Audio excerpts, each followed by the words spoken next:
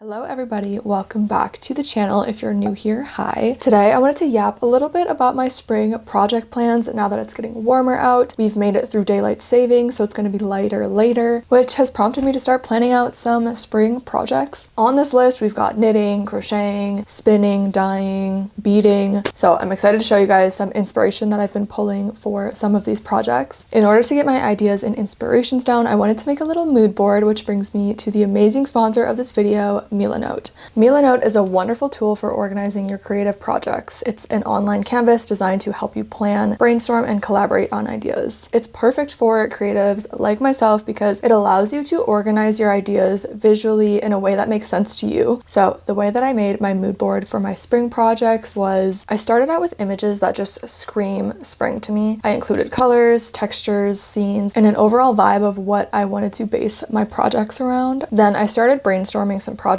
around that theme. Each project I then made into its own board, which includes inspo images, patterns, tutorials, notes, materials, and just about anything that may spark inspiration to include in my projects. I love that I can also add video tutorials and links to patterns, so I don't have to be searching all over the internet for these things. They're just all in one mood board for one specific project, and then I can go reference that through the whole project process. I also made a board of the yarns that I already own so I can add them into my projects as I think of them, and then I can rearrange them to see which colors and textures look good together. Milanote makes starting a new project easy with over 100 built-in templates available for every type of creative project. For example, I used the mood board template to plan a filet crochet project and curated the colors and yarn that I wanted to use for the project. Milanote is perfect for creative professionals, whether you're a filmmaker, interior designer, writer, or content creator. It is designed to organize your work. When you're ready to share your work, you can invite your team to gather more important feedback and collaborate with them in real time. For example, I shared this board with my best friend Maddie to get her feedback because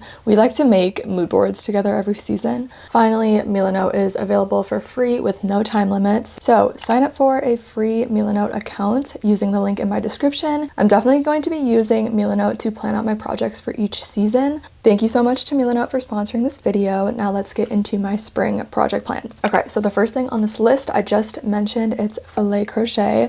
I've been seeing it everywhere. I'm sure if you crochet, you probably have been seeing filet crochet everywhere as well. I just really want to give it a shot. I have been pulling a lot of inspiration specifically for this style of dress. It's basically just a filet crochet yoke and then some type of lighter fabric to make kind of like a baby doll style dress, but I'm like obsessed with this look. I've been thinking about doing it in either a red color or a classic white, but I might just have to try out both. I think it would also be so fun to just like make my own little motif and kind of go from there. I will be making a video specific to this project because I'm just like super excited about it. I've been thinking about it for a few months now, so now that it's finally getting warm out, I think it would just be like the perfect spring project. I'm just really excited about this one. I know you can use stitch fiddle to make little grids. I've also made motifs on Google Sheets just by like changing the cells, but I do want to give stitch fiddle a try. It'll be fun to shop for specific colors of fabric for this project. It's just so vintage, cute, and springy. Another thing that I want to try out is making like knee-high lace crochet socks. I've seen a few inspo pictures, specifically this one. I haven't really found many recent patterns on these. A lot of the patterns that I found online for this specific style are like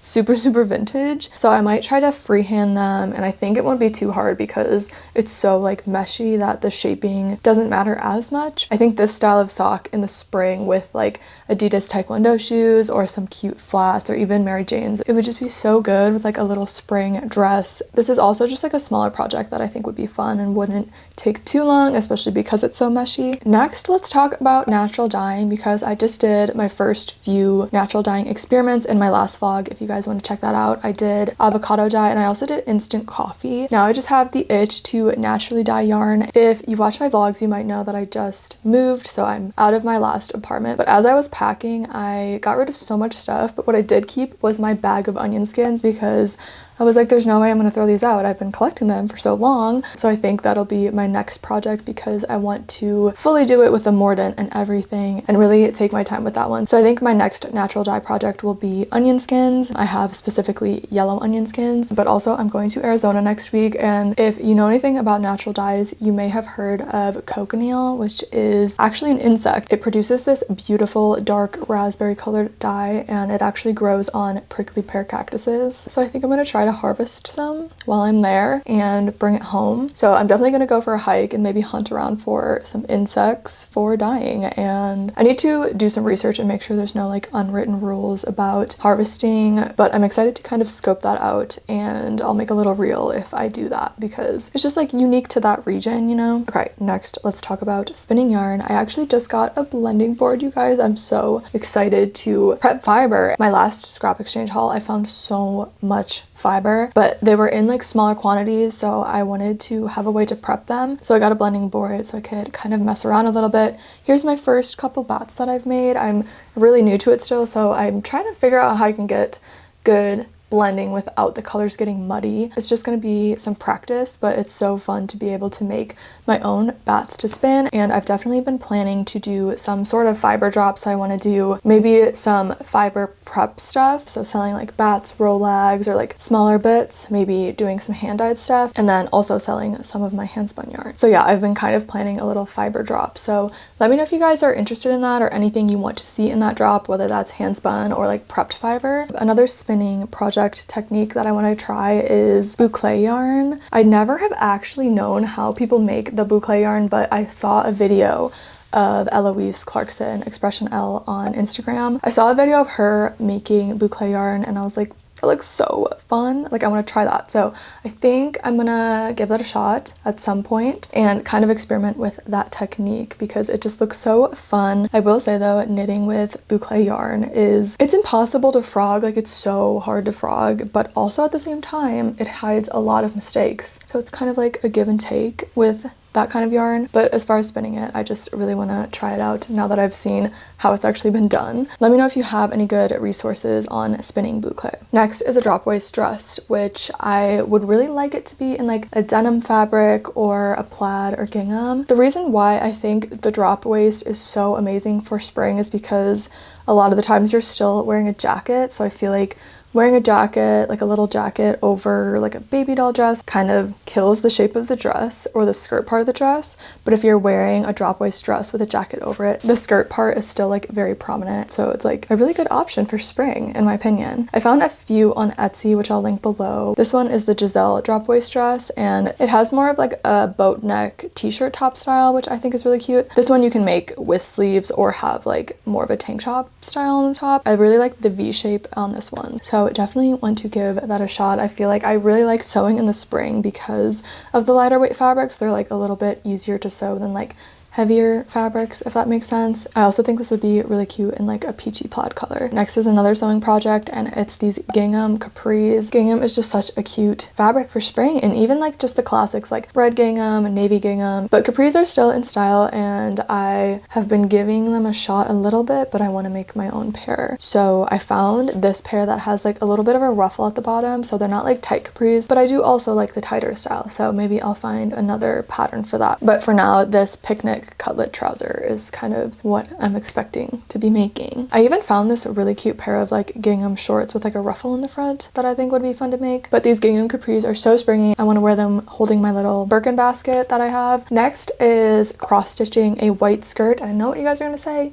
New month, new hobby, and you're right, because I bought this skirt when I was in Mexico with the intention of doing some cross stitching or some embroidery on it. I think it would be so pretty, especially like along these lines. And then Orion Carlotto, I think is how you say her last name, she just posted a video on YouTube of her cross stitching her name into this beautiful white Tommy Hilfiger dress in like a really cute like old font, and I was like, that is so cute. So I think I want to do something like that on this skirt and have like my name or like some flowers. And I've just been like researching little grids that people make, and it's just like such a fun like vintage looking style of embroidery, and I've never done it before. I do kind of suck at embroidery, but I'm just saying that because I haven't practiced enough. It's gonna be fun to work on that and just kind of like carry this around and pull out my little cross stitch project. I can see myself cross stitching in the park or something like that. Next spring project is the Ranunculus Sweater, I think is how you pronounce it. It's a very popular pattern. You've probably heard it before if you're in the knitting pattern sphere at all. It has a nice lace yoke on it, and it's just like a good spring sweater because it has that lace detail,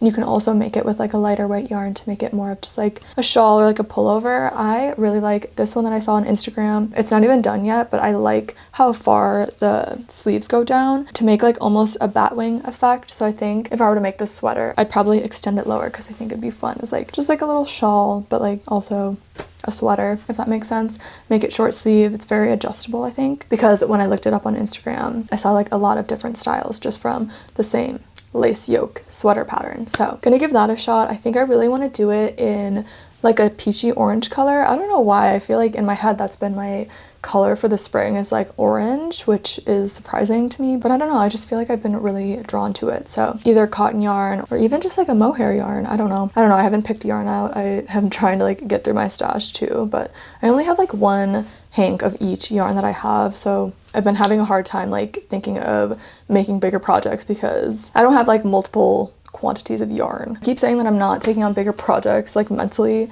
but I think I'm finally ready. So it's time to make a sweater. I haven't made a sweater all year, all season even. I don't think I made one last winter. So time for a bigger project. Next is knit shorts. I feel like this is just like a really broad one, but I do want to make a pair of knit shorts. I have a lot of like springy colored yarn right now that I can combine to make like some striped shorts. So I think that's the plan. I do have a shorts tutorial here on YouTube, but that is like a very, very beginner friendly shorts tutorial. I didn't want to add any increases that were too crazy because I wanted it to be like accessible to people who are new to knitting shorts or garments. But this time I think I want to play around with doing short rows because it is like obviously a different shape from the front and the back, and if you're making tighter shorts you kind of have to account for that. So maybe I'll play around with some short rows, but yeah, specifically just like a very bright colored striped short, maybe with some more texture too, like some ribbing. I also really like the look of like a really thick waistband, even though that would like take forever to knit. I think it'd be worth it because I think it's really fun. Even adding like a little buckle or buttons or like charms. I have like a lot of beads right now, which I'll get into next, but I think adding like some fun elements to just like a pair of knit shorts would be a good spring project. Now let's get into some of my beading ideas for the spring. I love these hair clips that I've been seeing all over Pinterest. People add like a bunch of fun charms, and I just feel like this is like a good way to use up your beads, and it's a nice accessory that adds like a lot to a look.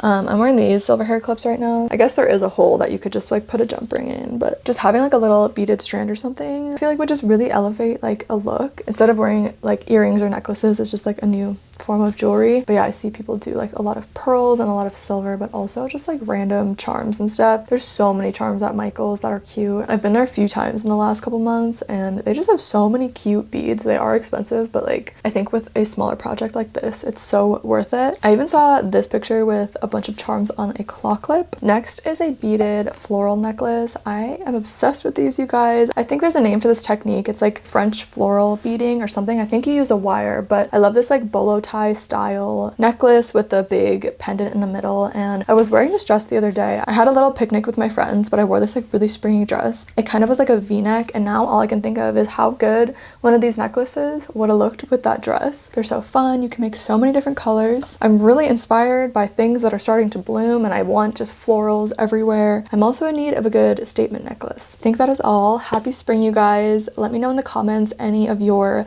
spring project plans. Maybe we can all read through them and kind of get some more inspiration flowing. If you enjoyed this video, make sure you give it a like, make sure you subscribe. I try to make videos on some of these specific projects, or at least put them in vlogs, so definitely subscribe if you want to see me make any of these things. Follow me on Instagram at minigru.studios. I also post stuff on there. Thank you guys so much for your support on here recently. I love all of you guys. I hope you have a great day, and I'll see you in the next video. Bye.